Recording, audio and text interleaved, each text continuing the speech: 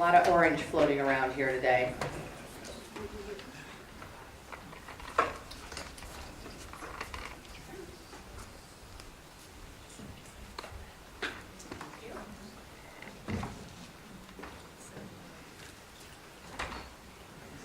Good morning. Welcome. Governor Brown and members of the Land Board, for the record, my name is Dmitri Palmateer. I'm Treasurer Read's Chief of Staff, and I want to begin by also pointing out that despite my long time in and around state government, I had successfully avoided having to testify in front of either a legislative committee or the Land Board, and so I chose, my coming out party to be a really non-controversial issue. I've been working with the Treasurer and our team on putting together options for how the state can retain public ownership of the Elliott Forest, put the forest on the path towards being decoupled from the Common School Fund, and most importantly, ensure that the State Land Board meets its obligations to the beneficiaries of the fund. As the Treasurer stated in the concepts he put forward publicly last week, our office has been working to find a way to resolve the fundamental tension that surrounds the Elliott. Namely, that we have a legal and constitutional structure that has led to conflict, inadequate revenues, and protest. His concept builds on the Governor's framework. The Governor and her team have worked tirelessly to accomplish two pieces that are keys to moving forward.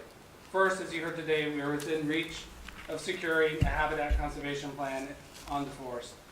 Second, she has worked to build momentum behind securing $100 million in bonding that would compensate the Common School Fund in order to secure key non-economic benefits such as conservation, recreational access, and continued public ownership. But rather than maintaining the Elliott in its current legal and management status quo, the Treasurer proposes that the Land Board should strategically and intentionally adopt a series of changes that would create an opportunity for a new ownership and management structure as a state research forest. His concept has three core components. First, direct DSL to implement a near-term management approach on the Elliott that emphasizes its banking authority to bank the asset in order to protect its underlying value for the future generations, particularly one that represents a real opportunity to transfer it out of the Common School Fund and secure the full value of the forest. Second, direct DSL to facilitate the development of a longer-term research and monitoring framework consistent with implementing the Habitat Conservation Plan that includes a strong collaboration between ODF and Oregon State University College of Forestry. Third, direct DSL to pursue a purchase option with OSU that would allow for the establishment of a multi-use research forest that benefits the entire state. In this scenario, the bonding would represent a down payment of sorts to the Common School Fund from the state in order to begin meeting its obligation to the beneficiaries. At an appropriate time in the future, Oregon State would have the right, not the obligation, to exercise a purchase option on the remaining $120.8 million and take possession of the entire forest. So let me briefly explain a bit about how we got here. As the Treasurer started digging into ideas about how to decouple from the Common School Fund, he returned to an idea that he had been consistently bringing up with interested stakeholders. Namely, that the broad notion of public benefit could be strengthened if we found a way to more directly include Oregon State University on the future of the Elliott. So the Treasurer reached out to Oregon State and explained that he would like to bring them into discussions around public ownership.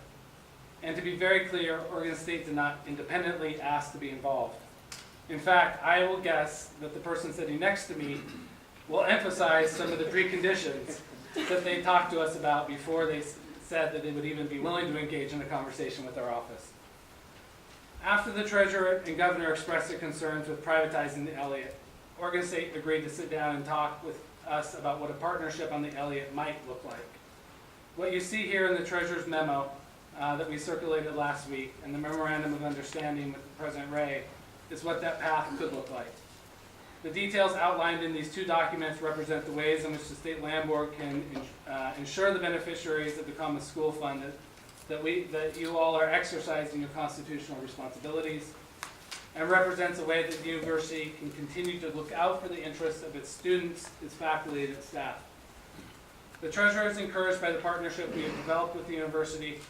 Further, he believes that if we pursue the type of management direction outlined here, combined with the assurances that the Habitat Conservation Plan and the bonding support provides, that we can find a real win for the state, its school children, the environment, the industry, and the university. I'm happy to pause here, allow President Ray and Dean Maness to talk directly about the university's interests, both broadly and specifically around the Elliott